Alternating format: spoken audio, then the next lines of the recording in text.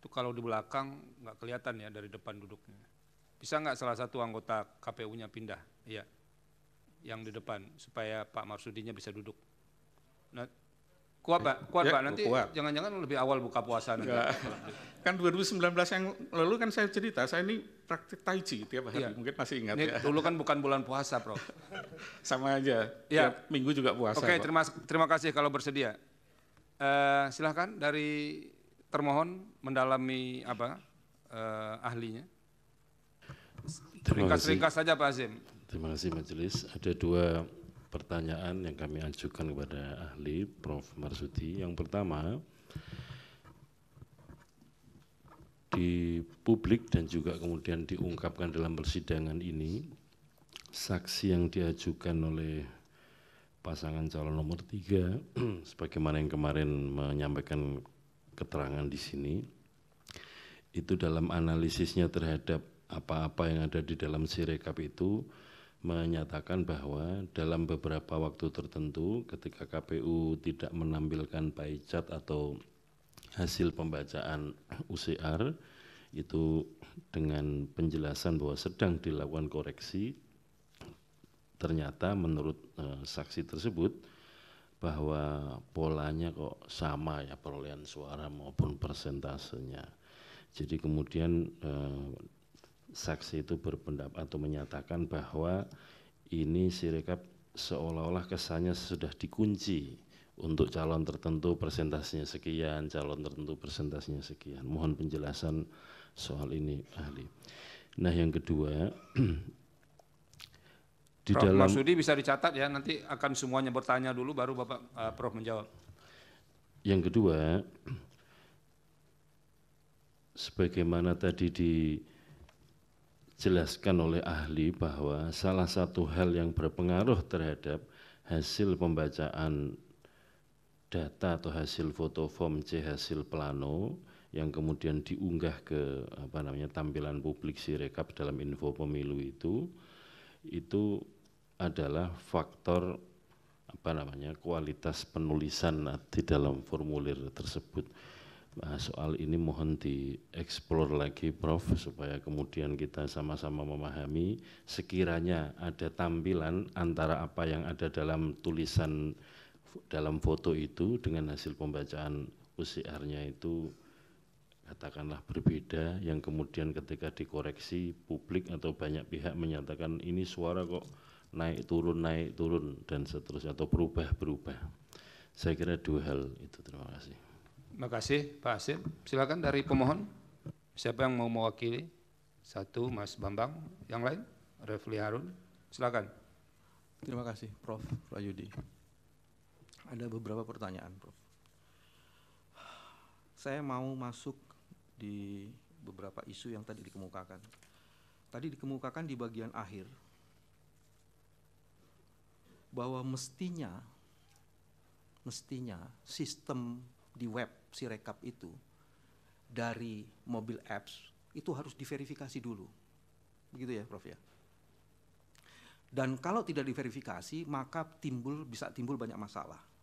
Terus Prof tadi mengatakan bahwa itu sebabnya untuk tahun mendatang perlu ada verifikasi. Saya berangkat dari pernyataan itu.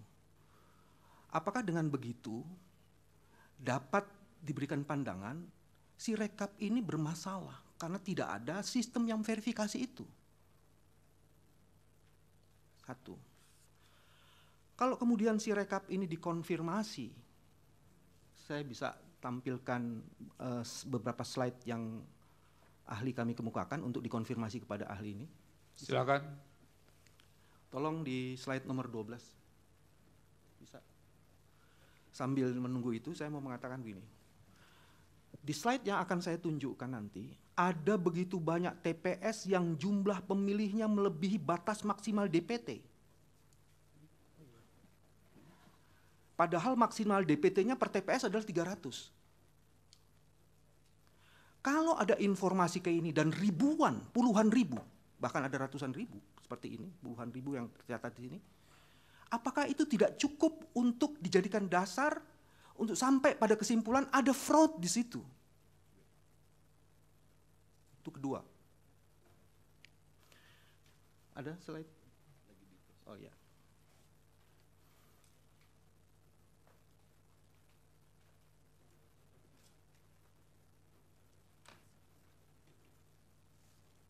Bisa.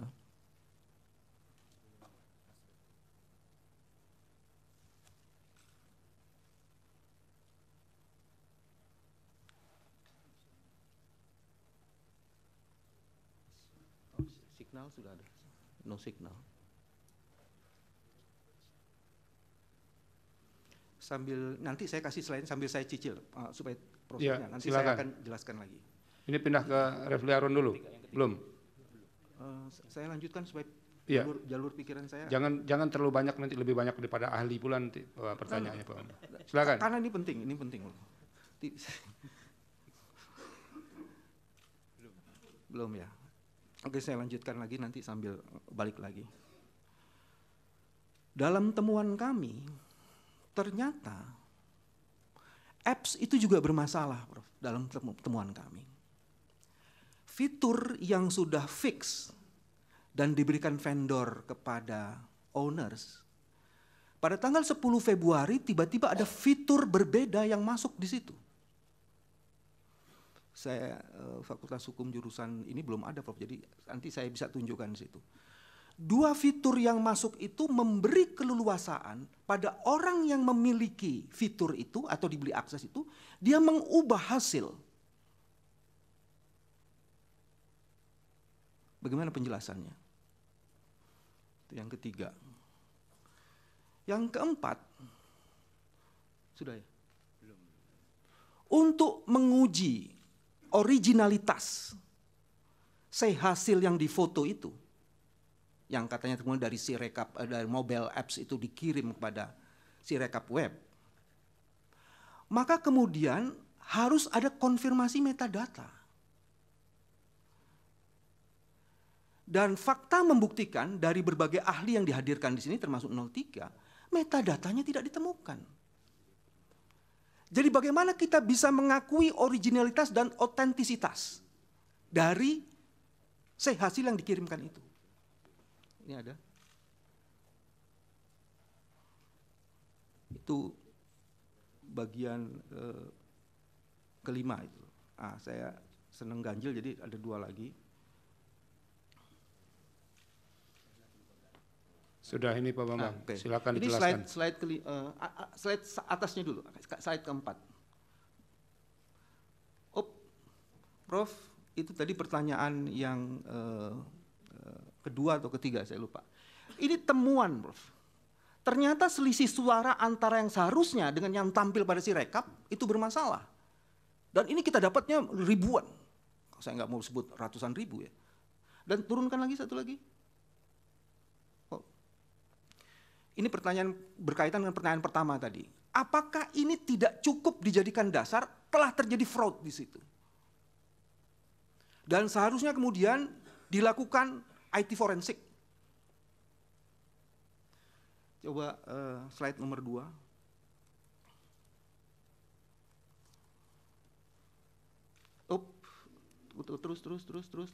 Terus.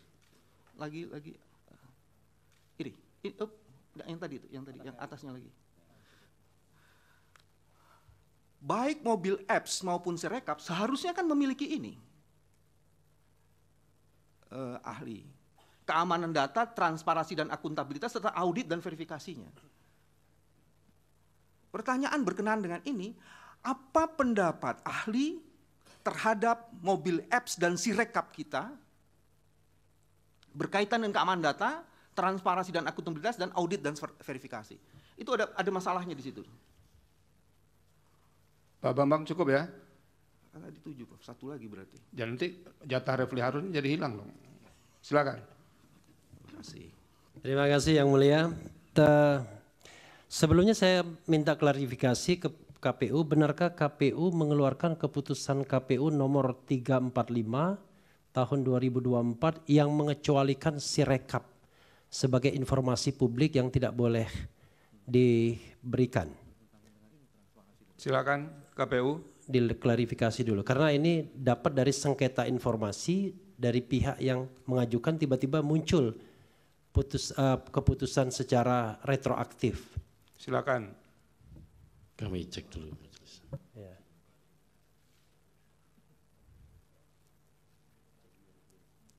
Lanjutkan pertanyaan berikutnya. Oke. Belum ya diklarifikasi saya pertanyaan berikutnya. Kemarin dari ahli ya, ahli 03 yang saya lihat dari videonya YouTube mengatakan bahwa suara sah dan suara paslon itu berbeda sampai puluhan juta. Nah, buat ahli itu mungkin nggak?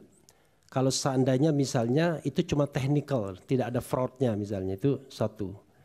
Kemudian kedua, tadi kan dikatakan soal angka-angka, bisa jadi salah baca. Tapi bagaimana kalau angkanya nambah? Karena banyak sekali kita dapat laporan, angkanya nambah. Ya, misalnya ada yang tertulis 17 jadi 170, kan nambah angkanya, baik nambah di depan maupun nambah di belakang. Salah itu kedua. Ketiga, kalau kesalahan yang pernah dikatakan KPU itu sampai salah baca itu sampai 500 ya, itu yang contoh yang tadi saya katakan 154.541 sebelum Sirekap ditutup, dan itu mungkin lebih banyak lagi, bahkan ahli 03 mengatakan itu sampai 400 ribuan tuh kesalahan baca. Itu mungkin enggak? Itu tidak ada fraudnya, itu sekedar technical error gitu. Tapi technical errornya sampai ratusan ribu. Nah yang terakhir tadi, yang pertama, itu betul nggak ada itu? Ada keputusan KPU nomor 345 itu. Karena begini, nanti Pak diklarifikasi. Refli itu enggak ahli yang menjawab ya, itu dijelaskan oleh KPU. Ya enggak, saya mau tanyanya begini. iya. Tanyanya adalah apa yang membuat Sirekap ini kemudian perlu menjadi informasi yang dikecualikan dalam 3 tahun? Rahasia apa yang harus dijaga kalau kita kaitkan dengan transparansi publik? Jadi ahli kan tahu nih, datanya apa aja yang kemudian tiba-tiba harus dikecualikan? Itu pertanyaan saya. Cukup ya? Cukup? Ada satu lagi yang penting mungkin. Ditemukan 204 juta DPT dari black web market. Dan tidak pernah ada penjelasan dari KPU kenapa DPT itu bisa dijual di pasar gelap. Padahal KPU adalah wali datanya. Itu sejak dari DPT. Dan tidak ada pernah penjelasan mengenai itu. Oke, cukup Pak Bambang. Terima kasih. Iya. Silakan pemohon 2. Pemohon 2 akan diwakili oleh Saudara Magdir dan Saudara Henry. Silakan. Terima kasih Yang Mulia. Saudara ahli ya, kami kebetulan kemarin sudah mendengarkan keterangan ahli dan saksi fakta kami. Salah satu yang saya ingin tanya kepada saudara ahli dari hasil penelitian dan pembacaan terhadap dokumen-dokumen atau fakta-fakta berhubungan dengan Sirekap ini yang saudara lakukan, apakah saudara juga menemukan perubahan-perubahan data pada TPS yang tidak sedikit, kalau menurut saksi kami kemarin, itu sekitar ada yang sampai 400 ribuan TPS. Ya. Nah, apakah perubahan-perubahan ini menurut saudara ahli bisa divalidasi? Ya, karena sepanjang yang kami pahami dari keterangan saksi maupun keterangan ahli, validasi ini yang tidak ada dalam sistem yang ada di Sirekap ini. Fitur validasinya yang tidak ada. Ya, jadi sehingga itu tidak bisa dikontrol oleh siapapun. Bahkan menurut saksi dan ahli kami kemarin itu mengatakan bahwa ada pintu belakang yang selalu terbuka dan tidak pernah bisa di-stop ketika isi dimasukkan ke dalam sistem ini. Nah, ini pertama yang saya ingin tahu dari saudara ahli. Kemudian yang kedua, kami juga ingin tahu apakah terkait dengan pertanyaan yang pertama tadi, saudara ahli menemukan anomali ya terhadap hasil Sirekap ini. Meskipun betul seperti dikatakan bahwa Sirekap ini adalah alat bantu, ya, tetapi bagaimanapun juga alat bantu ini kalau tidak bisa divalidasi dan tidak akurat, ya, ini kan akan mencelakakan hasil. Sebab bagaimanapun juga dalam pandangan kami proses itu penting untuk melihat hasilnya nanti. Nah, ketika tidak divalidasi ini yang kami mau minta saudara ahli, apakah saudara juga menemukan anomali terhadap hasil dari Sirekap yang selama ini digunakan oleh KPU. Apalagi secara real kita bisa lihat dan kita ketahui bahwa pada titik tertentu ini ditutup oleh KPU. Meskipun dari ahli dan dari saksi yang kami tampilkan dalam diskusi-diskusi kami, mereka masih bisa melihat sampai terakhir kemarin apa yang terjadi dengan Sirekap ini. Ada data-data, perubahan-perubahan data itu masih juga terjadi. Kemudian saudara ahli, ya, tadi saudara menerangkan bahwa yang masuk atau disampaikan melalui Sirekap ini adalah dari mobile HP yang dikatakan tadi itu di-scan. Ya. Nah, yang kami ingin tahu dari saudara ahli, apakah akan ada perbedaan kalau hasil scan dengan hasil foto?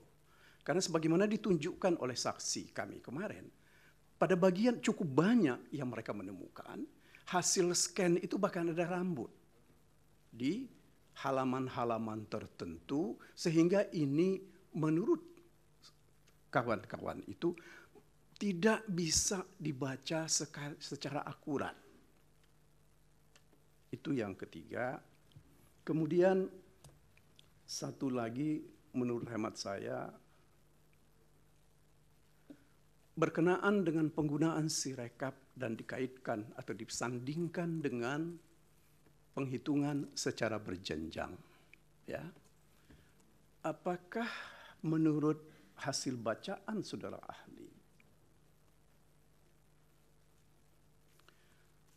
ketika penghitungan secara berjenjang itu dilakukan, tidak bisa dilakukan ya semacam utak-atik, ya, ketika mulai dari kecamatan sampai ke kabupaten atau ke provinsi hingga ke pusat. Nah, kenapa kami sampaikan seperti itu? Dari penelitian atau hasil temuan dari saksi kami kemarin, seperti saya sampaikan di awal, begitu banyak hal-hal yang menurut hemat kami, ya, audit forensik itu harus sudah dilakukan. Ini kan demi kepentingan bangsa dan negara kita. Cukup ya, Pak Magdir ya? Baik, cukup. Terima Silakan kasih yang berikut. saya. Assalamualaikum warahmatullahi wabarakatuh. Ringkas saja. Tadi saudara ahli ada menyebutkan tentang human error atau technical error, ya. Pertanyaan saya, untuk mengetahui siapa yang menginput, kemudian kapan diinput di dalam Sirekap itu, dengan cara apa? Karena sampai sekarang nggak ada yang tahu. Ya cuma KPU sama Tuhan aja yang tahu kapan, di mana, siapa. Kemudian apakah dengan dilakukan audit forensik itu akan dapat diketahui siapa yang menginput data, kapan, di mana. Yang kedua, terjadi kesalahan-kesalahan itu lebih disebabkan oleh human error atau technical error. Apapun penyebabnya, pertanyaan saya, apakah itu karena kesengajaan atau kesalahan manusia di dalam pelaksanaan, atau memang kesalahan teknologinya? Yang terakhir terkait dengan pertanyaan dari rekan saya dari 01 tadi, ada satu surat keputusan KPU yang apa istilah tadi bisa dipublish kecuali mengenai Sirekap. Kami juga meminta supaya dijelaskan oleh KPU kenapa, apa yang tersembunyi di sini sehingga tidak boleh diketahui oleh publik. Terima kasih Yang Mulia. Terima kasih. Silakan sekarang pihak terkait. Baik. Terima kasih Yang Mulia. Selain saya nanti ada rekan saya Pak Hari juga nanya. Saudara saksi, Ini ahli. mohon maaf. Saudara ahli, kita sudah mendengar bahwa seakan-akan Sirekap ini semacam momok atau masalah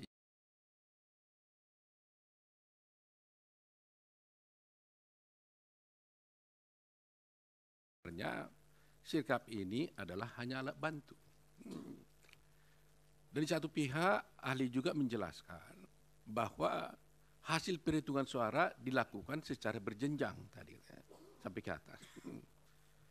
Sehingga saya ingin bertanya, sebenarnya kalau ada kesalahan-kesalahan di dalam Sirekap, apakah kesalahan ini bisa berpengaruh kepada hasil perhitungan suara yang dilakukan secara berjenjang tersebut? Atau dengan kata lain pertanyaan saya, mana yang dipakai? Hasil perhitungan dari Sirekap atau hasil perhitungan berdasarkan perhitungan secara berjenjang? Sehingga kita tahu mana yang benar, yang dipergunakan untuk perhitungan suara. Itu saja. Terima kasih. Terima kasih. Selanjutnya Pak Fakri. Terima kasih Yang Mulia. Saya satu pertanyaan saja kepada saudara ahli. Saya mencoba untuk menggarisbawahi yang disampaikan oleh saudara ahli dalam presentasi pertama, sangat menarik, yaitu sumber masalah daripada semua ini adalah karena data ini pada dasarnya ditetapkan atau ditampilkan secara apa adanya, ya, dengan segala implikasi dan persoalan teknis yang kemudian kita jumpai sampai dengan hari ini.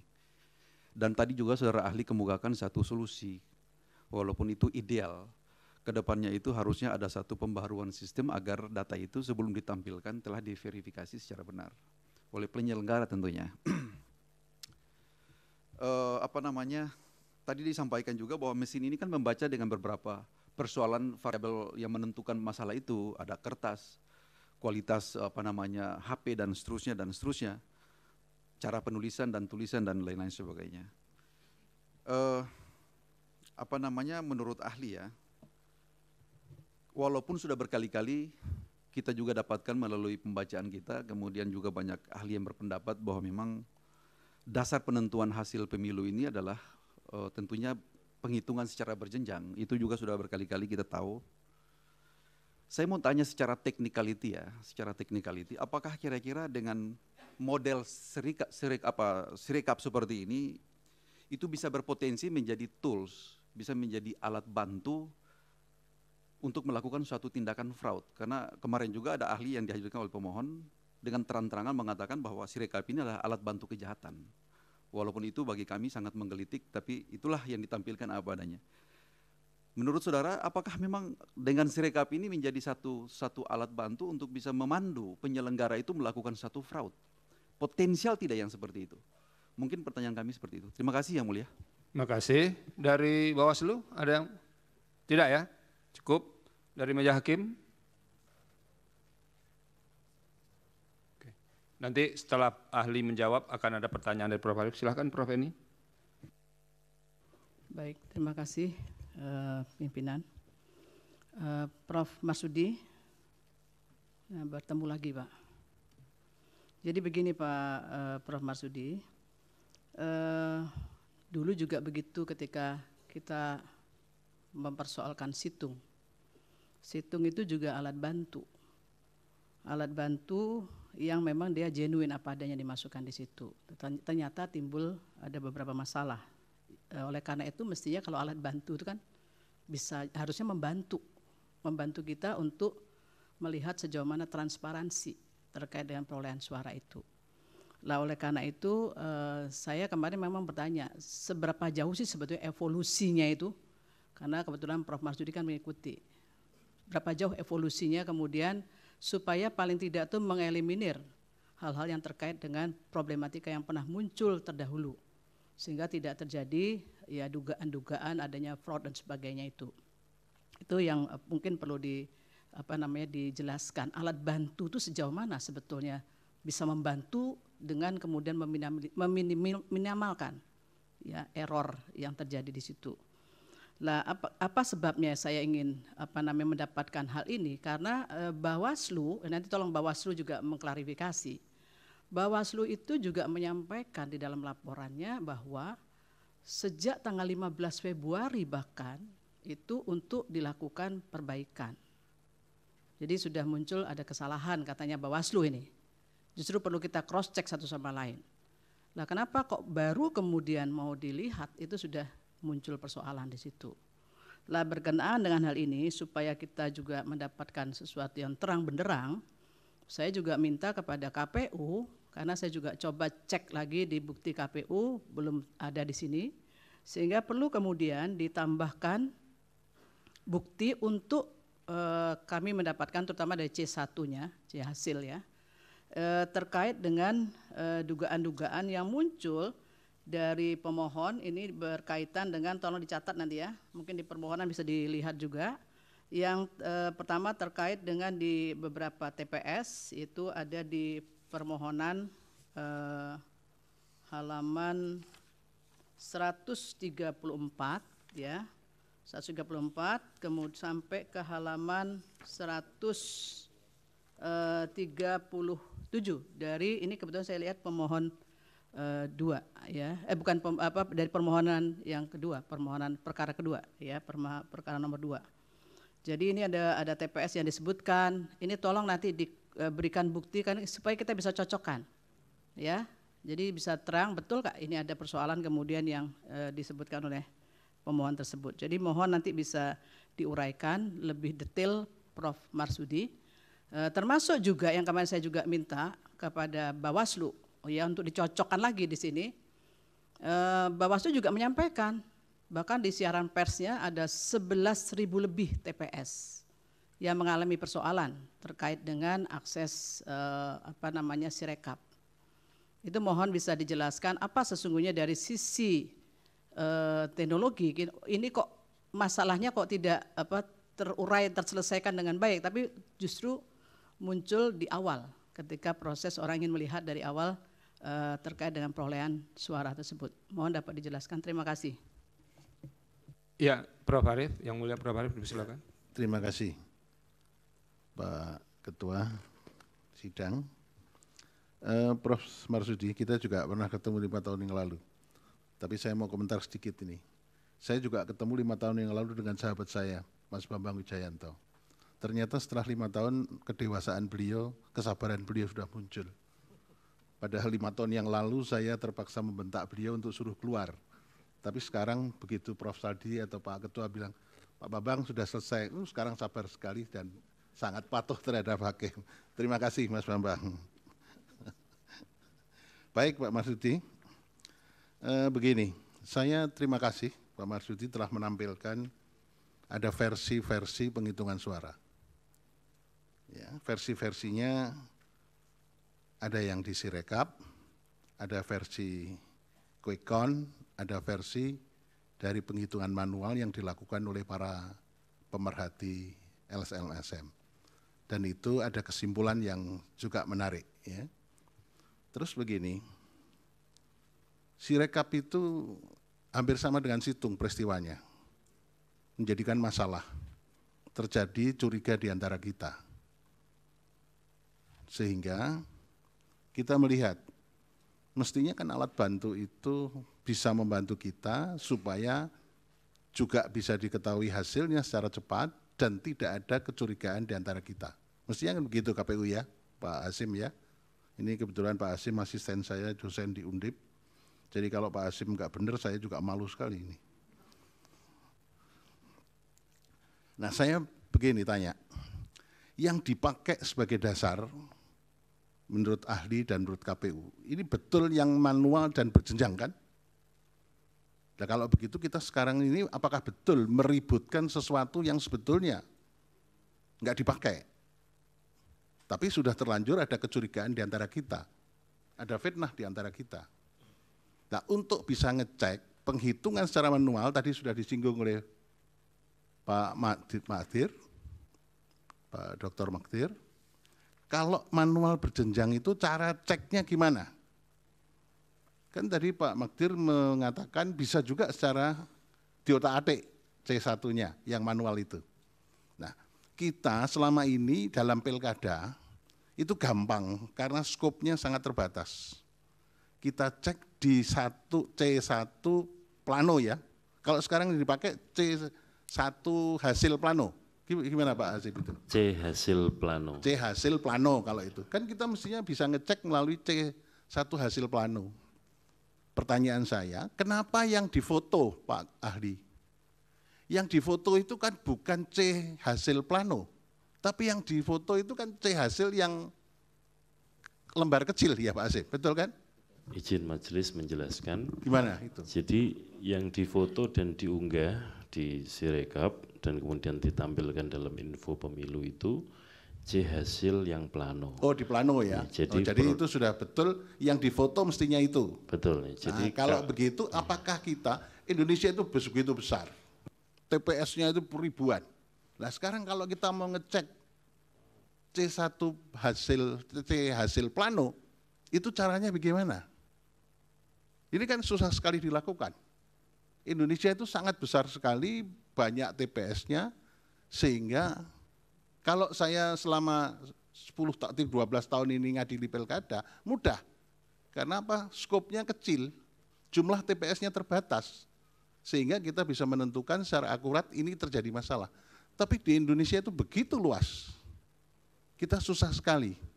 Maka dibutuhkan etiket baik dari jajaran KPU penyelenggara, termasuk jajaran Bawaslu, dan jajaran semua pihak dalam rangka untuk membangun negara Indonesia yang demokratis.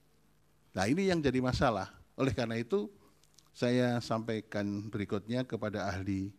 Ahli tidak hanya untuk sekarang, untuk ke depan. Supaya kita betul-betul bisa menghasilkan pemilu yang demokratis dalam arti memenuhi pasal 22 yang jujur, adil, fair, itu dengan menggunakan teknologi kayak begini, supaya tidak terjadi saling sengkarut di antara kita, tidak ada fitnah di antara kita, itu sistem yang harus dibangun bagaimana? Dan sistem sekarang itu bagaimana? Tadi saya senang sekali ada perbandingan-perbandingan ternyata itu. Selisihnya juga tidak ada masalah dan sebagainya. Tapi ini kita semua bisa melihat bahwa ada beberapa hal yang harus diperbaiki oleh KPU. Kita harus melihat etiket baik KPU. Karena apa?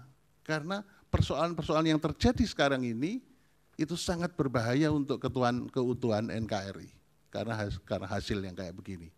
Nah itu saya minta pendapat dari ahli, ya. Gimana caranya satu untuk ngecek supaya kita yakin betul bahwa C1 plano yang difoto, kemudian itu betul-betul genuine dipakai untuk menentukan pada waktu dilakukan penghitungan manual yang berjenjang.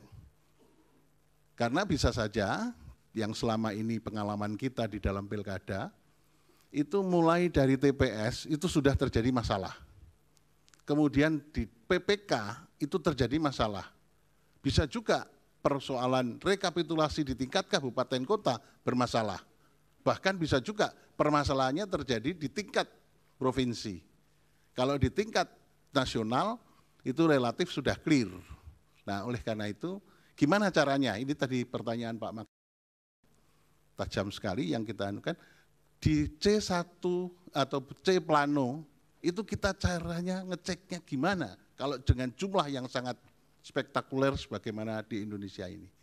Terima kasih. Terima kasih. Berikutnya yang mulia Bapak Suhartoyo, silakan Pak Ketua. Terima kasih Pak Wakil. Prof, saya sedikit saja, Prof. Tadi kan ditampilkan juga hasil perhitungan dari NGO tadi beberapa, tadi disandingkan 3 ya. Ya, setahu Prof itu mereka menggunakan sistem yang mana, apakah Sirekap itu ataukah yang berjenjang? Kemudian ataukah punya sistem sendiri mereka? Kemudian apakah juga ada gangguan-gangguan sebagaimana yang dialami oleh Sirekapnya KPU ini? Karena kan mereka variabelnya misalnya bebas, tidak kemudian berpotensi untuk diganggu oleh pihak-pihak tertentu. Itu saja sih saya. Terima kasih Pak Wakil. Terima kasih. Jadi sekarang ahli dulu, nanti kalau klarifikasi dari KPU setelah ahli ya Pak Asim ya. Silakan ahli. Baik, terima kasih Yang Mulia. Yang pertama dari KPU,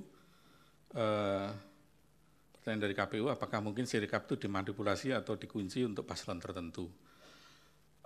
Kalau kita tidak punya akses kepada kode sumber atau source code dari program Sirekap, nggak akan bisa. Nah, yang kedua adalah bahwa tadi sudah saya tampilkan perbandingan antara Sirekap, nanti sekaligus menjawab pertanyaannya Prof. Suhartoyo tadi. Yang NGO-NGO itu juga menggunakan mekanisme mirip seperti Sirekap. Mereka juga mengupload C1, tapi mereka punya relawan-relawan, diupload ke sistem mereka, jadi mereka punya Sirekap versi mereka lah, gampangannya begitu. Tetapi kalau saya baca di media, misalnya Pak Hadar Gumai itu dengan jaga pemilunya, dia mengatakan bahwa jaga pemilu itu lebih akurat, karena apa? Karena diverifikasi. Tapi ternyata diverifikasi pun hasilnya nggak beda jauh dengan hasil akhir dari KPU begitu ya. Jadi saya tidak bisa melihat bahwa itu bisa dikunci. Itu kalau dikunci berarti nanti yang paralel account yang lain dikunci juga dong, hasilnya sama kok gitu. Logikanya kan begitu. Kalau hasilnya KPU A, kemudian yang lain juga A, kalau KPU dikunci berarti ya kawal pemilu, jaga pemilu, jaga suaramu dan sebagainya juga dikunci juga, berarti kan begitu kan. Dan itu saya kira tidak mungkin karena itu di belakang mereka adalah lembaga-lembaga yang sangat kredibel dan saya lihat tokoh-tokohnya ada beberapa yang ada di ruangan ini. Nah kemudian mengenai tulisan tangan dari KPU tadi ya, jadi memang problem tulisan tangan ini kan karena menggunakan mesin di OCR dan teknologinya itu memang sudah mapan tapi belum perfect gitu, belum 100% akurat. Makanya kalau di pengalaman saya misalnya di perbankan gitu, kalau kita ngisi formulir aplikasi begitu, itu juga tidak di-entry, di-scan juga. Tetapi kemudian ketika setelah di-scan itu, sebelum di-posting itu diverifikasi dulu, dicek dulu, ada nggak perbedaan-perbedaan. Kita saja mengalami misalnya kalau kita apply ke payment gateway misalnya kan kita diminta KTP gitu kan, KTP kita difoto, kadang-kadang ketika KTP kita difoto, itu sistem juga ada beberapa yang error, misalnya alamatnya itu huruf I jadi angka 1 misalnya, atau huruf A jadi angka 4 misalnya. Jadi itu yang saya kira nanti harus diantisipasi kalau misalnya KPU ingin menggunakan sistem yang berdasarkan OCR, menurut saya sih bagus. Kenapa ini menghindarkan kecurigaan, kalau di Situng dulu kan kecurigaannya ini operator ini curang, memasukkan datanya di markup gitu. Nah sekarang kan mesin yang melakukan, atau software yang melakukan. Kita kan nggak bisa menuduh softwarenya curang begitu.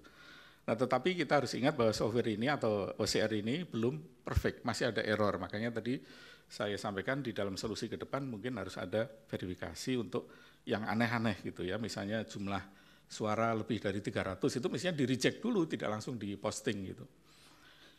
Kemudian dari Mas Bambang ini, dari pemohon, pertama verifikasi. Jadi kalau kita bermasalah itu mendefinisikan bermasalah itu apa? Apakah bermasalah itu menyebabkan hasilnya berbeda atau hasilnya hanya menimbulkan keributan saja? Nah, kalau menimbulkan keributan, ya saya dari Situng dan sampai sekarang Sirekap mengakui jadi bahan keributan ini. Tapi keributan yang tidak ada gunanya, kita ributin pepesan kosong, uang yang dipakai penetapan pemilu di SK 360 itu dasarnya manual ya Pak Ketua ya. Itu kok yang dipakai kok. Nah, jadi bukan yang dari Sirekap gitu. Tapi kalau dikatakan, jadi kalau bermasalah dalam arti dia mempengaruhi angka, mempengaruhi suara, mempengaruhi perolehan, menurut saya tidak. Tapi membuat orang emosi dan sebagainya jadi ribut, iya gitu ya.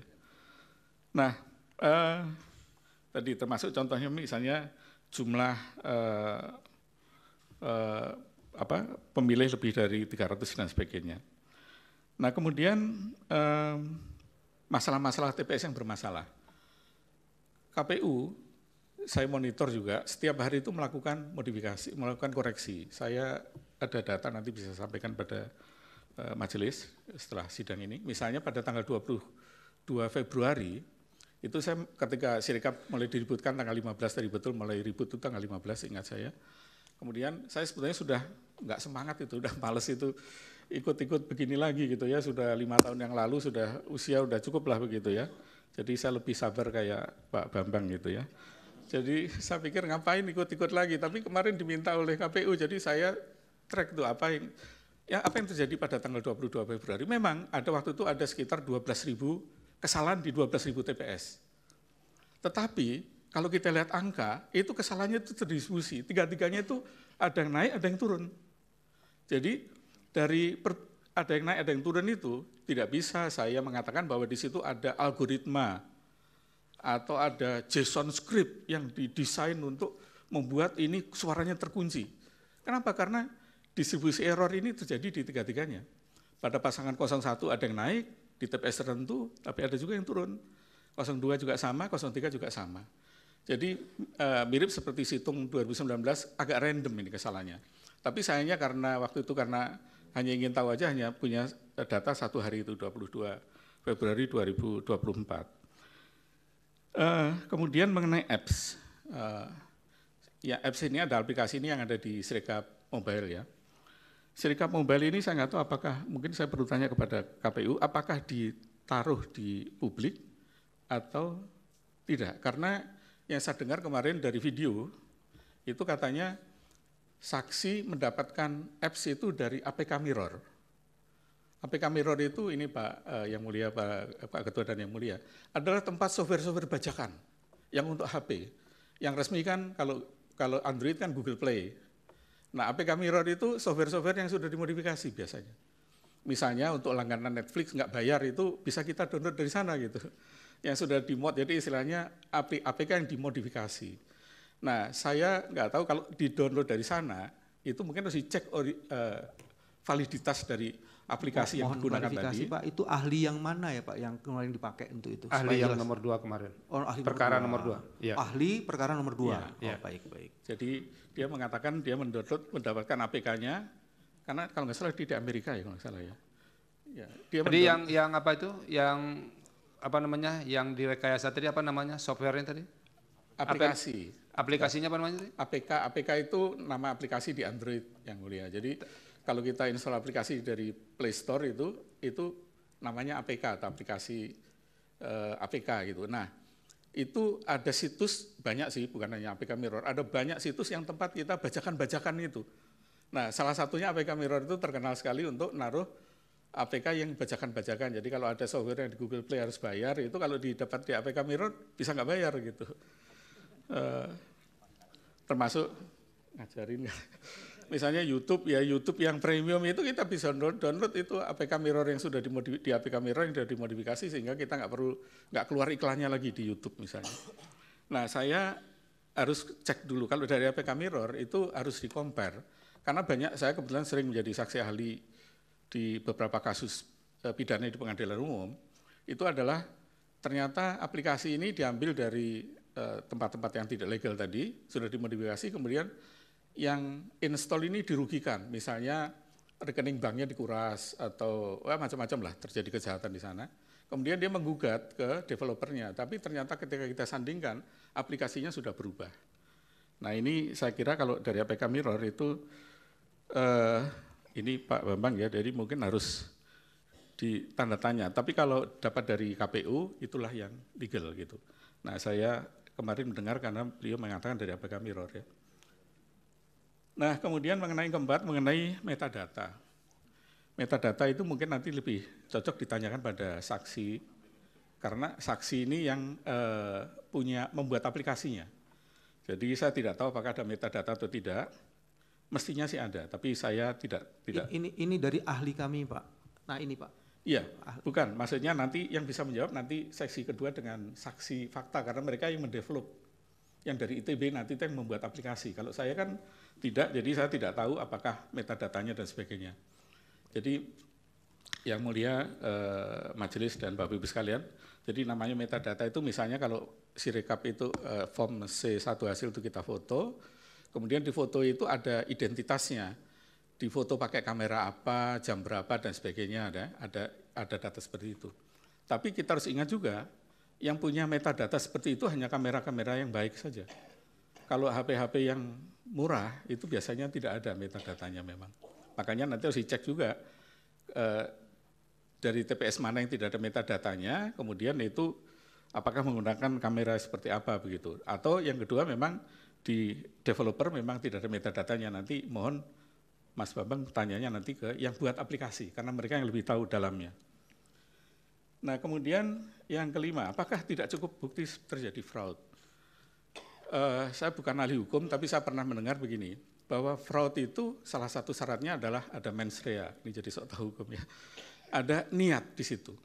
Nah sementara yang mengkonversi gambar menjadi angka itu kan software, aplikasi, sistem sebuah aplikasi. Apakah aplikasi itu punya niat? Kan tidak.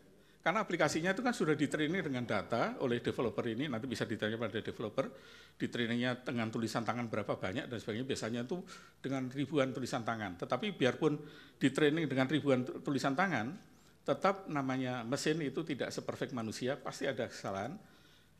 Penjelasan dari teman-teman Sirekap. Mohon dilanjutkan Pak, aplikasi memang mesin, tapi aplikasi yang buat bukan mesin Pak. Ya, orang yang bikin. Iya, cukup Pak Bambang. Silakan ahli.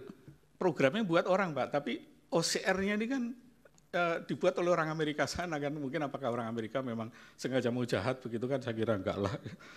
Itu kan mereka menggunakan tools OCR itu bukan dibuat oleh teman-teman ITB, itu menggunakan namanya neural network saya kira ya, dan itu sudah sebuah paket lah begitu ya.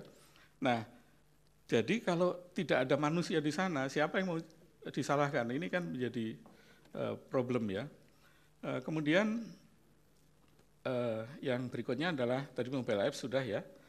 Kemudian tadi katanya ketika Sirekap itu pada waktu tertentu terjadi perubahan. Memang karena setiap detik itu Sirekap berubah. Pertama karena ada data baru yang masuk.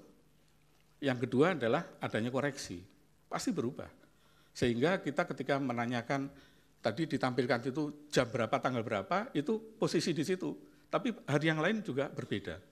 Nah kemudian tadi disampaikan juga bahwa teman-teman ini masih punya akses kepada Sirekap sampai sekarang. Saya tidak tahu caranya dari mana, karena kalau mereka melakukan akses ilegal, ancamannya Undang-Undang ITE. Jadi harus diingat juga bahwa peretasan maupun akses yang tidak legal itu bisa diancam pidana 6 tahun. Nah saya tidak tahu apakah betul mereka bisa akses sampai tadi malam, karena perhitungan suara manual kan sudah selesai tanggal 20. Mestinya kan sudah tidak ada lagi perubahan, di Sirekap mau dirubah apapun nggak ada gunanya. SKKPU 360 sudah keluar tanggal 20 Mei. Jadi per 20 Maret itu sudah freeze, suara nggak akan ada berubah. Jadi andaikan di Sirekap dihapus datanya pun juga nggak ada pengaruhnya begitu loh, istilahnya begitu, karena keputusan KPU sudah keluar, keputusan ini sudah keluar yang nggak bisa dirubah kecuali KPU yang dirubah begitu. Kemudian untuk Bang Refli ya, kenapa suara sah beda dengan suara paslon? Saya tidak melihat itu Bang. Jadi kalau suara sah presiden dengan totalnya sama, yang beda adalah dengan suara legislatif ya. Ada kalau nggak salah yang Pilpres itu 51 juta, ya ada beda, pokoknya beda ya. Ada antara Pilpres dengan Pileg suara sah. Untuk pemilu presiden 164 juta, 164 untuk pileg juta. 151 juta. Ya 151 dan 160. Kenapa berbeda? Ya kita tidak tahu, mungkin pemilih, terutama pemilih di desa ya, daripada pusing milih yang partai yang banyak itu, yang calonnya banyak, dia mungkin hanya milih Pilpres saja tapi tidak milih Pileg, mungkin begitu ya. Kita tidak bisa menuduh bahwa itu ada hal, karena nanti ada sekaligus menjawab pertanyaan yang mulia Prof. Suharto ya tadi, bagaimana Prof. Arief bagaimana menguji kevalidan data tadi ya, nanti saya akan sampaikan. Nah jadi bisa saja terjadi antara suara pilpres, suara sah dengan suara sah di legislatif tidak sama. Dan setiap pemilu selalu begitu. Saya ingat 2019 pun juga sama, tidak exactly sama persis. Bukan itu yang saya tanyakan. Yang saya tanyakan tadi kan kemarin itu ada ahli IT atau saksi yang mengatakan bahwa di Sirekap itu ada perbedaan antara suara sah dan suara pilpres semua, suara sah dan suara paslon. Itu beda sampai puluhan juta. Kok bisa terjadi begitu? Ya. Atau jangan-jangan ahli yang itu nggak benar? Kan Bapak bisa sudah Pak Repli, cukup. Kan nanti kita bandingkan aja dengan kawal pemilu dan yang lain. Kalau hasilnya kawal pemilu juga seperti itu, ya mungkin jangan-jangan ahlinya mungkin nggak di saat ini silakan nanti majelis yang menilai lah ya. Kemudian pertanyaan berikutnya adalah angka yang ada katanya nambah terus. Seperti saya sampaikan tadi, capture saya tanggal 22 Februari itu dua-duanya mengalami. Ada yang nambah, ada yang kurang, tiga-tiga, maaf karena ini karena salonnya tiga-tiganya mengalami kok. Jadi tidak bisa kita tuduh hanya satu saja yang bertambah, tidak. Jadi kebetulan karena mungkin saksi atau ahli dari pihak pemohon, ya yang difokuskan yang kerugiannya pemohon saja gitu ya. Tapi kalau saya karena fair-fair aja, ya saya tunjukkan bahwa tiga-tiganya memang ada yang naik, ada yang turun. Itu sejak situng dulu selalu begitu problemnya. Kemudian masalah DPT, privacy. Saya kira kita sedang membahas Sirekap, tidak membahas dalih ya. Jadi saya tidak jawab, mohon maaf. Nanti mungkin kalau membahas dalih mungkin forumnya berbeda. Kemudian berikutnya ke Bang Magdir ini. Jadi perubahan data bisa divalidasi dari mana? Nah ini pertanyaan menarik ya. Jadi validasi akhir dari hasil itu adalah perhitungan suara berjenjang. Jadi kalau kita mau melihat validasi suara, perolehan suara di level kecamatan, dilihat saja, kan di sana diunggah ya form D1 ya. Di hasil. Nah ini yang saya tidak lihat dari kemarin ditampilkan oleh saksi maupun ahli dari pihak pemohon. Ada selain C hasil, ada D. D itu yang merupakan rekap dari ini. Jadi dicek aja apakah terjadi perubahan di sana. Kalau tidak ada perubahan, berarti ya tidak ada masalah. Karena itu semua ada, kemudian ada berita acara yang ditandatangani segala ya. Jadi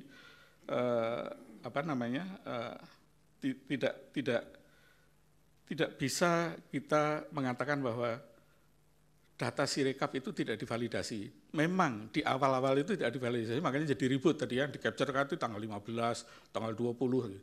Tapi begitu cetek tanggal 20, itu sudah valid semua datanya. Karena diambil dari data manual. Jadi kalau nggak salah di Sirekap itu mekanismenya, ketika terjadi pleno manual, maka hasil pleno itulah yang kemudian dimasukkan ke Sirekap untuk mengkoreksi data Sirekap. Gitu ya Pak Ketua ya. Jadi setelah pleno, data Sirekap pasti sama dengan data perhitungan manual. Tidak akan ada beda. Karena pleno itu mengupdate data tadi. Data Sirekap boleh salah, tapi ketika setelah pleno diupdate, jadi itulah yang benar dalam arti legal karena ditandatangani oleh semua saksi kan. Soal nanti ada manipulasi itu kan masing-masing lah kita tahu lah. Tapi saksi yang semua tanda tangan di sana. Jadi form D itu adalah di hasil itu adalah sah karena apa? Disaksikan oleh semua peserta pleno. Kemudian ada Sirekap untuk penggunaan suara berjenjang, malah terbalik Bang. Jadi bukan Sirekap mempengaruhi suara berjenjang lah yang mengupdate Sirekap. Jadi selesai pleno, kemudian data Sirekap itu akan dibalikan lagi ke Sirekap sehingga data Sirekap itu akan paralel sama dengan pleno begitu. Dengan demikian Sirekap tidak bisa dipakai untuk mempengaruhi data di manualnya. Nah kemudian tadi ada pintu belakang dan sebagainya. Saya sebagai orang komputer, saya tuh kalau tidak lihat barangnya, tidak pegang, saya tidak bisa mengatakan ada atau tidak. Karena kalau kita mau melihat ada backdoor atau tidak, itu softwarenya harus ada di depan saya dan saya buka.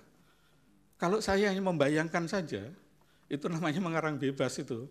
Mengarang bebas ini nanti begini, nanti begini, nanti begini, itu kan karangan. Kalau kita mau melakukan audit, nggak usah audit forensik lah, audit operasional aja, itu sistemnya harus di depan kita dan kita lakukan pemeriksaan.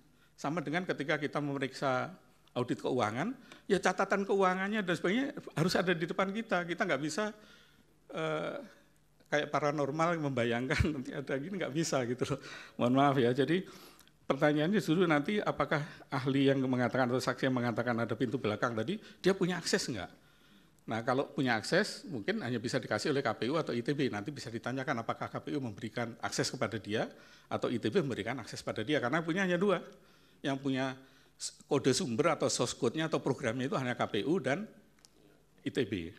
Kalau mereka nggak memberikan, nggak mungkin ada. Kecuali mencuri ya, mungkin bisa saja mencuri, tapi kan dosa ya. Apalagi puasa-puasa begini mencuri ya. Nah, jadi itu Bang mengenai pintu belakang, saya tidak bisa jawab ada atau tidak. Termasuk kemarin saya dengar ada JSON script, ada ini. Itu apakah dia punya data? Saya aja sering bantu KPU sampai sekarang nggak pernah dikasih programnya gitu. Jadi saya nggak bisa periksa gitu. Jadi selama itu saya tidak bisa mengatakan ada atau tidak, kecuali yang bersangkutan membuktikan dia punya akses kepada barang tersebut. Kemudian mengenai yang pertanyaan kedua mengenai anomali hasil. Tadi sudah saya jelaskan bahwa Sirekap boleh ada anomali, boleh ada perbedaan, tetapi ketika pleno dilakukan dan hasil ditandatangani, maka hasil itu kemudian masuk ke Sirekap. Jadi sebetulnya setelah proses 20 Maret kemarin, sejak 20 Maret sudah tidak ada anomali lagi. Jadi anomali itu terjadi di masa lalu, ya, karena tadi kesalahan-kesalahan yang saya sebutkan tadi masalahnya. Tapi ketika sudah pleno, sudah selesai. Makanya perhitungan yang benar yang diakui secara hukum dan legal dan kemudian digunakan KPU untuk membuat SK 360 dan kemudian mengupdate Sirekap adalah hasil perhitungan suara berjenjang yang disaksikan oleh semua saksi dari semua paslon dan kemudian juga dilakukan secara terbuka. Kemudian scan, ini dari Bang Magdir ya.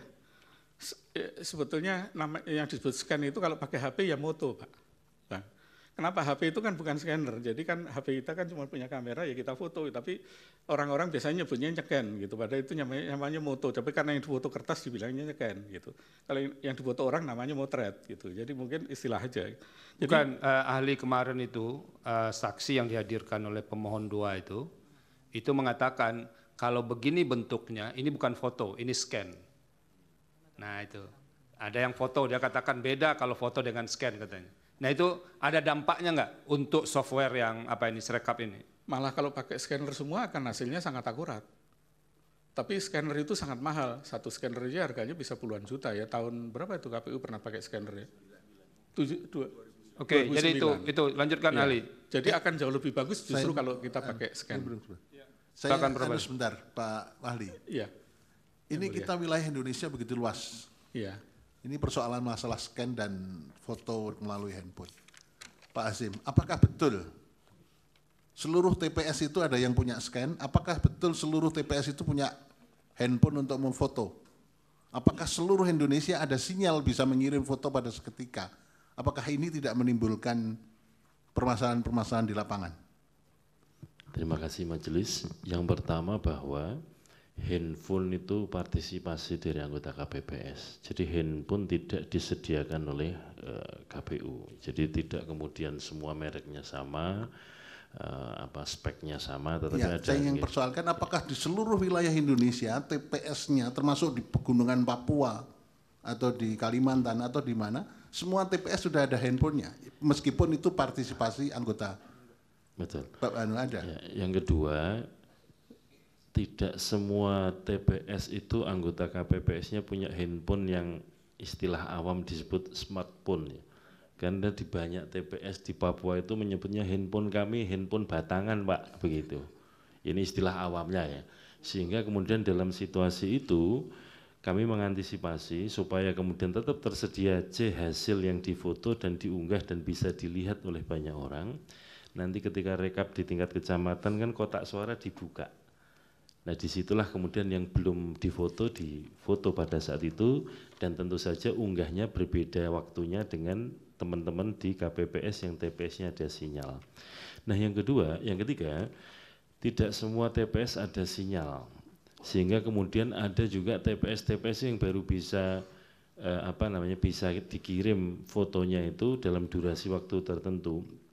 Paling data yang kami peroleh berdasarkan hasil simulasi di bagian awal, TPS yang 0 sinyal menuju ada sinyal itu paling cepat 8 jam dari titik TPS. Kemudian yang paling lama sekitar 15 jam. Artinya 8-15 jam itu durasi waktu tidak ada sinyal menuju tempat yang ada sinyal. Nah, yang berikutnya di TPS itu tidak ada scan. Nah, saya ingin menjelaskan sedikit Yang Mulia bahwa anggota KPPS ini yang diproduksi ada 2 dokumen. Dokumen yang pertama adalah C hasil plano yang ukurannya plano dan ada telinya, dan kemudian itu disalin ke dalam formulir C hasil yang salinan yang ukurannya kuarto. Nah, yang kuarto tidak ada telinya. Nah, yang kita unggah di Sirekap atau di info pemilu yang bisa dibaca semua orang itu yang katakanlah yang ada telinya. Berarti itu kan dokumen pertama yang digunakan untuk mendokumentasikan hasil. Itulah kenapa kemudian nanti oleh saksi akan dijelaskan kita mengambil kebijakan itu kan sebetulnya meneruskan apa yang pernah kita kerjakan di Pilkada 2020 waktu Covid. Karena apa? Dari C plano itu ketika disalin ke formulir C salinan itu ada potensi juga salah menyalin. Nah, ini yang terjadi pengalaman 2019 karena mekanisme 19 itu situng C plano itu kemudian disalin, salah satu salinannya dibawa ke KPU Kabupaten, di-scan di KPU Kabupaten, baru dikirim ke data center KPU dan kemudian itu yang diunggah.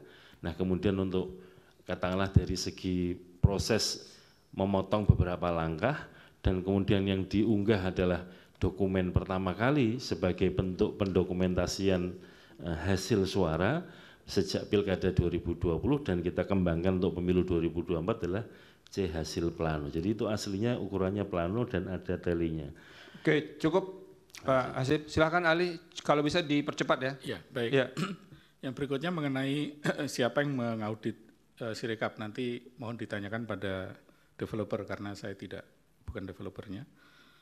Kemudian apakah cukup untuk audit forensik? Saya berpendapat belum, karena belum ada bukti bahwa terjadi tindak pidana di sana. Kecuali bisa dibuktikan ada tindak pidana atau fraud, maka bisa dilakukan audit forensik. Nah, kemudian pertanyaan berikutnya masih dari Bang Magdir ya, mengenai human error atau technical error. Tadi saya sampaikan bahwa Sirekap Mobile itu mengkonversi gambar, tulisan yang ada di gambar menjadi angka itu secara otomatis dengan menggunakan software. Tidak ada manusia yang mengkonversi di sana, beda dengan situng dulu. Kalau situng dulu memang di-entry oleh manusia, sehingga menurut saya itu technical error, sangat-sangat technical error. Kecuali kalau form C1 yang tadi menjadi C1 hasil adalah dokumen otentik, itu yang dirubah. Jadi kalau dokumen otentiknya tidak sama dengan hasil yang kenyataannya, baru itu namanya ada fraud yang dilakukan oleh KPPS misalnya. Tapi kan selama ini tidak pernah ada sanggahan bahwa hasil perhitungan suara di level TPS itu berbeda dengan kenyataan begitu. Kemudian dari pihak terkait, Sirekap alat bantu dan berjenjang. Jadi betul sekali, jadi berkali-kali saya sampaikan bahwa ketika perhitungan suara berjenjang dilakukan, itu mulai dari TPS, kemudian sampai ke kecamatan, kemudian ke KPU Kabupaten Kota dan sebagainya, itu adalah proses berjenjang yang di mana alat Sirekap sebagai alat bantu itu digunakan adalah ketika nanti alat perhitungan berjenjang ini selesai, ditandatangani oleh semua saksi dan dari pihak pemohon, kemudian itu digunakan untuk mengupdate Sirekap. Jadi Sirekapnya juga ikut berjenjang, jadinya sebetulnya secara tidak langsung koreksinya ikut berjenjang juga. Di samping memang koreksi yang langsung dilakukan oleh KPU, juga ada koreksi berjenjang dari bawah juga.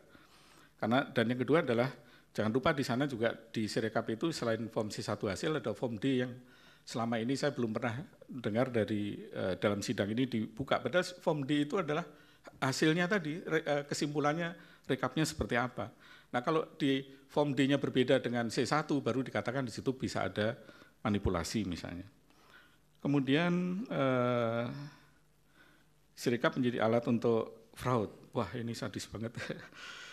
Jadi seperti saya sampaikan, Sirekap itu hanya software aja, tidak bisa digunakan untuk merubah suara, nggak bisa.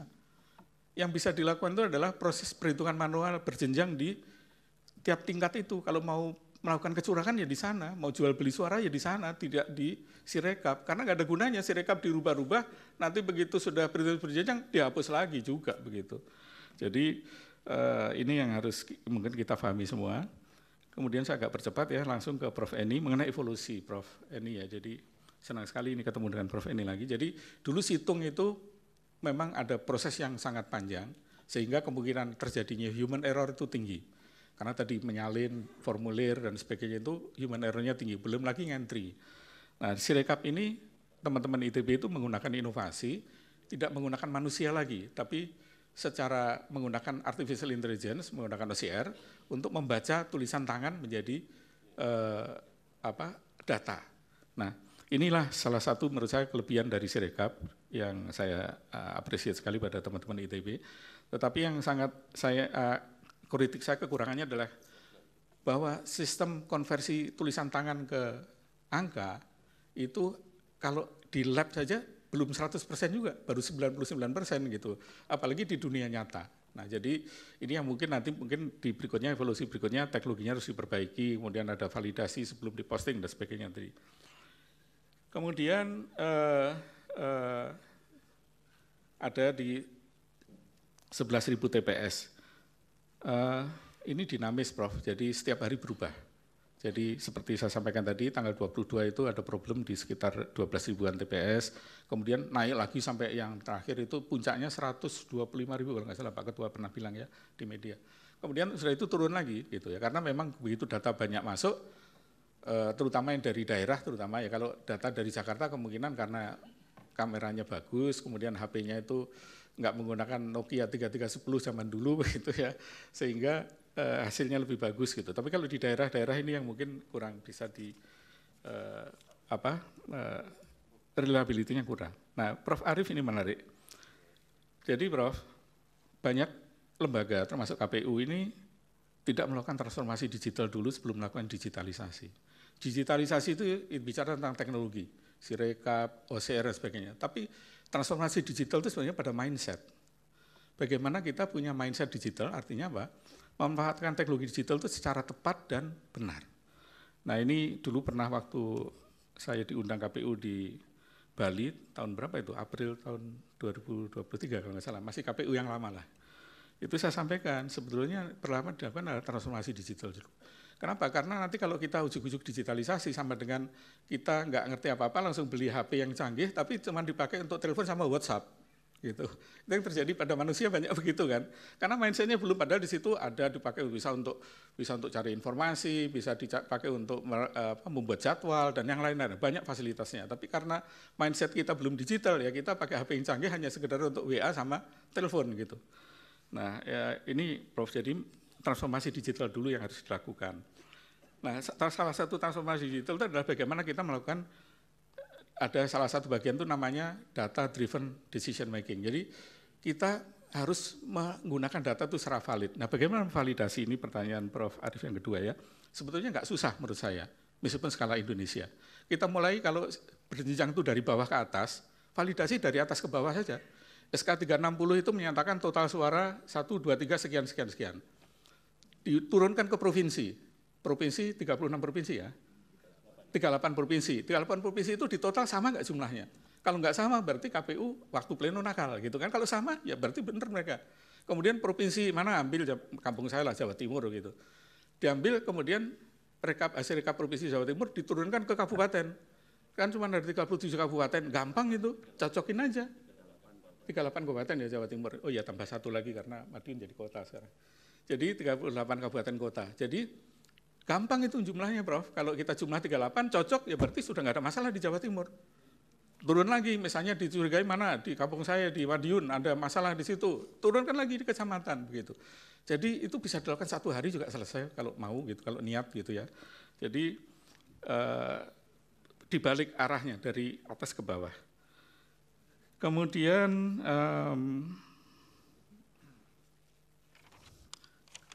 Terakhir dari Yang Mulia Pak Dari Suhartoyo. Prof, ya. Jadi Prof. Suhartoyo Yang Mulia, jadi saya melihat sebetulnya di Indonesia itu ada sekitar 10 teman-teman yang punya inisiatif melakukan perhitungan paralel. Jadi mereka dasarnya juga dari TPS, dari form C1, mereka punya sistem sendiri, kemudian di-upload. Beberapa yang saya punya datanya, misalkan ada di berita, misalnya Jaga Pemilu itu ada Pak Adar Gumai di sana, ada teman-teman KIPP, ada ICW semuanya. Waktu launching itu beliau mengatakan bahwa Jaga Pemilu ini sangat akurat datanya. Kenapa? Karena selain menggunakan OCR juga divalidasi oleh manusia. Nah, tapi ketika kita lihat hasilnya tadi, ternyata ya nggak beda jauh dengan Sirekap setelah diselesaikan di perhitungan manual. Nah, dengan demikian menurut saya sebetulnya apa yang ada di Sirekap ya sama dengan yang di perhitungan paralel yang lain. Yang kedua sama dengan perhitungan manual juga. Yang ketiga adalah Sirekap ini tidak digunakan untuk keputusan, jadi kita ribut-ribut capek-capek di sini membahas Sirekap itu ya pepesan kosong aja lah kira-kira. Nggak ada gunanya gitu ya. Kecuali mau bikin ya mau nyalain orang kan bisa aja, kalau memang mau nyalain orang apa aja bisa disalahin. Tapi pada hasil itu ya kita buktikan tadi bahwa baik hitung cepat, hitung paralel dan sebagainya menunjukkan hasil yang sangat-sangat mirip dengan error rate di bawah 1%. Terima kasih ahli. Demikian. Jadi ini penting kita gelar karena memang didalilkan. Jadi kan kami mahkamah harus menjawabnya. Jadi bukan jangan dianggap nggak ada manfaatnya juga. Yeah. Ya, memperdebatkan di sini kepentingan kami untuk menjawab dalil dari kedua pemohon. Majelis. Ya. Cukup ya. Saya Izin ya, Mulia. di slide-nya ahli tadi coba dilihat itu tidak comparable. Slide Sirekap berapa? KPU coba dilihat. Coba Slide dilihat. KPU itu sudah 88%, Jaga Pemilu cuma 50%. Coba lihat. Coba lihat. Bagaimana Slide kemudian berapa? ahli bisa membandingkan itu sudah comparable? Keahlian apa yang bisa menyatakan kayak gitu? Coba aja. Coba dibuka ininya. Iya, ya saya jawab aja, saya tahu. No, kita Iya. buka dulu Pak, Iya. jangan sok tahu Pak. Kita buka Enggak, dulu saya ininya Pak. tahu Supaya Pak Bambang, betul sabar. nggak? Yang buat slide Ya, saya. betul Dalilnya nggak dari pernyataan sini. saya ini? Ke sini semua. Silahkan, coba dibuka. Slide-nya ahli tadi.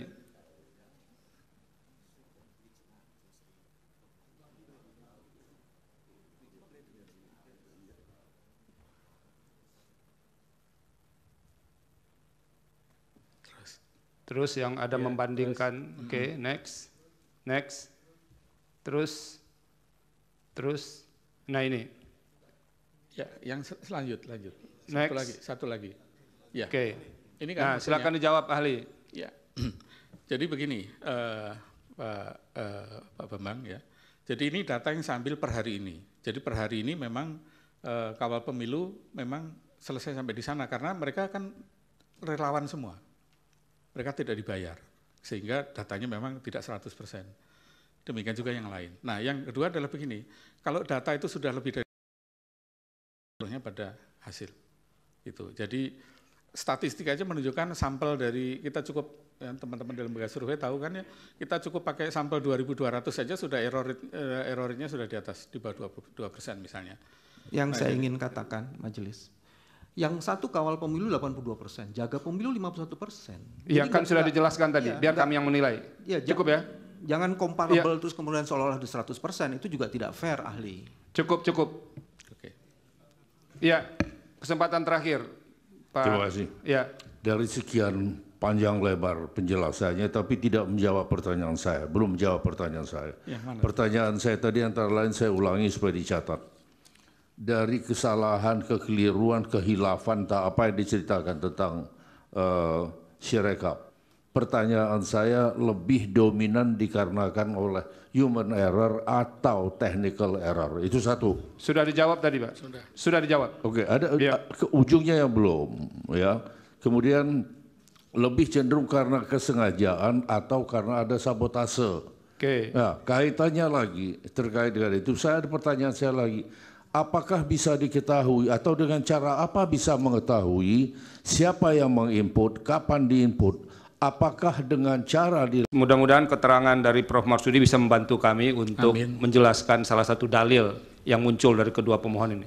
Silakan. Terima kasih Yang Mulia. Jadi sekali lagi saya ucapkan terima kasih juga kepada KPU karena saya di sini berdiri bukan hanya sekedar sebagai ahli, tapi saya juga alumni ITB, jadi saya harus bela juga institusi saya.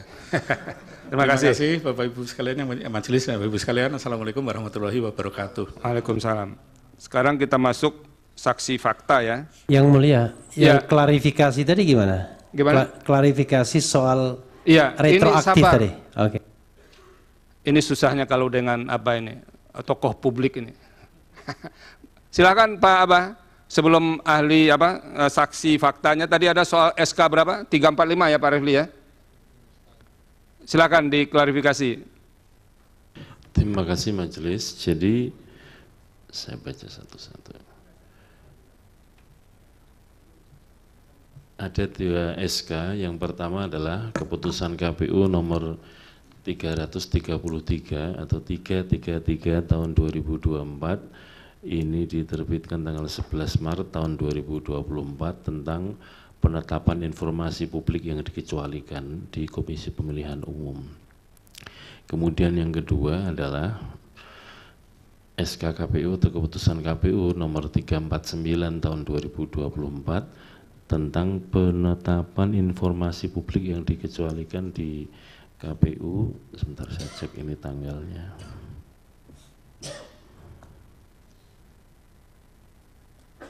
Ini tanggal 17 Maret tahun 2024 tentang, memang betul ada 2 SK tersebut. Oke. Nanti akan